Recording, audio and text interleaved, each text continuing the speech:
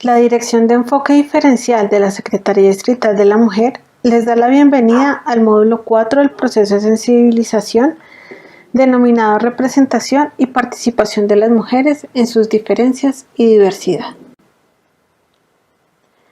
Para comenzar, vamos a rastrear desde qué momento en la historia la exclusión se sustenta en las diferencias.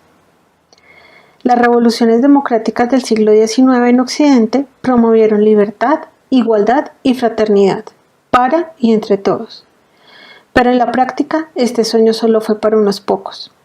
Todos se refería a los varones blancos, mayores de edad, propietarios y con capacidad de pagar impuestos.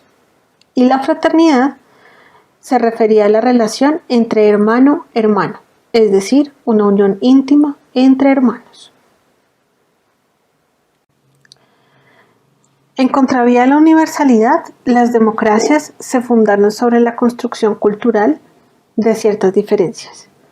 Blanco-negro, adulto menor de edad, propietario desposeído, letrado y letrado, civilizado bárbaro, hombre-mujer, racionales sin uso de la razón.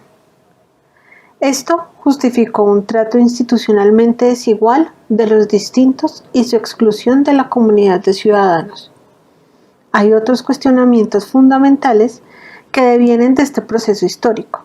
Si las mujeres participaron con el mismo nivel de compromiso y riesgo que los hombres en la Revolución Francesa, ¿por qué eso no fue suficiente para que se les reconociera como ciudadanas?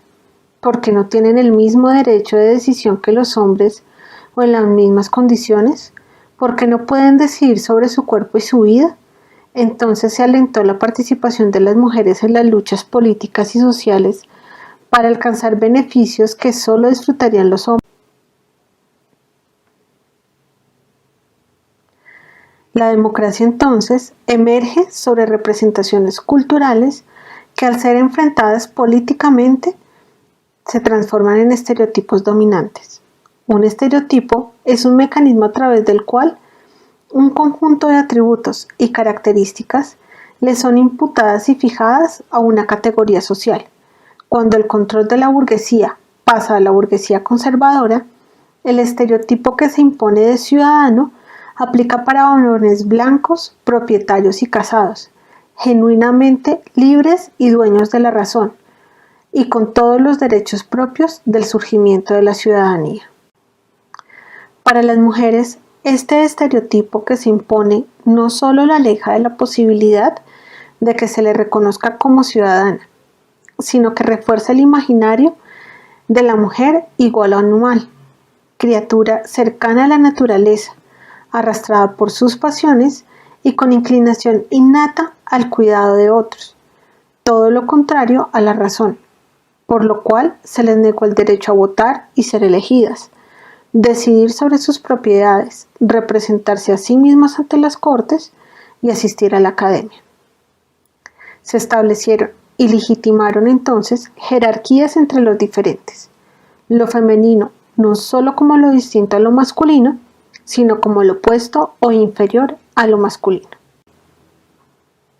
Según Robert Dahl, politólogo estadounidense, los regímenes democráticos son el resultado de dos procesos: el nivel de inclusión de la comunidad con derecho a participar de la vida política nacional y el grado de apertura a las expresiones contestatarias públicas. Los grados de inclusión dependen de quienes tienen derecho de participar en política. En el caso de las mujeres, el grado de inclusión de un régimen aumenta cuando ellas obtienen el derecho a sufragar y ser elegidas y hacen uso de este no solo eligiendo, sino haciéndose elegir. La inclusión implica que las excluidas y excluidos hagan presencia física donde antes sus cuerpos estaban velados. La inclusión es necesaria, pero no es suficiente. De ahí la importancia de la representación. Ahora bien, ¿cómo entender la representación política? Hay dos tipos de representación. La representación descriptiva es una de ellas. Si solo se trata de condensar los rasgos representantes, la inclusión bastaría. Esta es una concepción pasiva de la representación. Él o la representante, gracias a su semejanza con el electorado, encarna y sustituye a ese electorado. Hoy sabemos que un cuerpo de mujer no garantiza ni una sensibilidad de género, ni una posición feminista, ni necesariamente el compromiso de representar políticamente la diferencia femenina. Hannah Pitkin, teórica alemana, define la representación sustantiva como una actuación sustantiva por otros, un actuar en interés de los representados de una manera sensible ante ellos. Entonces, no sería suficiente con la mera inclusión, lo cual supone ingresar a la comunidad de ciudadanos de pleno derecho, es decir, elegir y ser elegidos, el reclutamiento y postulación de listas electorales de personas con rasgos afines a los grupos discriminados, la elección de alguna de estas personas en cargos de autoridad y la elaboración al interior de las fuerzas políticas en campaña de retóricas, programas, políticas e ideologías que materialicen los deseos e intereses de estos grupos. Las leyes de equidad de género en el mundo se han desarrollado como mecanismos transitorios de discriminación positiva para conseguir la igualdad entre mujeres y hombres en todos los niveles de la sociedad. Se habla de su transitoriedad porque son medidas temporales de ajuste para compensar mediante leyes factores estructurales de la sociedad que históricamente han dificultado la representación y la participación efectivas de la mujer.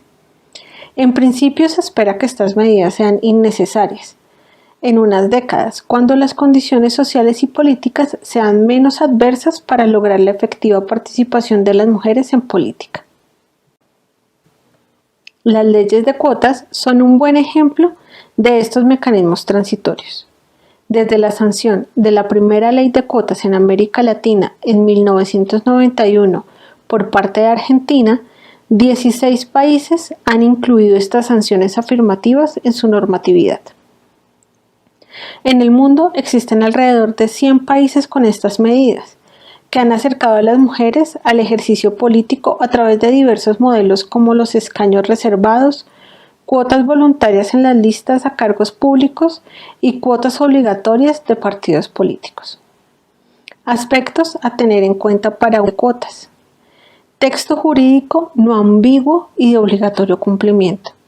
Paridad y alteridad. Listas cremallera. Tipo de lista. Las listas de candidatos a una corporación pública pueden ser abiertas o cerradas. Y una cultura política. Las intervenciones en cultura política son transversales a las leyes de cuotas y deben ser paralelas. Frente a la pregunta, ¿es efectiva la ley de cuotas? Es necesario reconocer que aunque la ley ha incrementado la proporción de mujeres candidatas en la lista de partidos, al menos sobre el 30% que exige la ley, el número de mujeres efectivamente electas aún dista de este porcentaje. ¿Qué obstáculos enfrentan las mujeres? Primero, una cultura política predominantemente patriarcal. Segundo, poco apoyo de los partidos políticos a la formación y capacitación de lideresas. Tercero, las barreras a la hora de conseguir financiación para las campañas.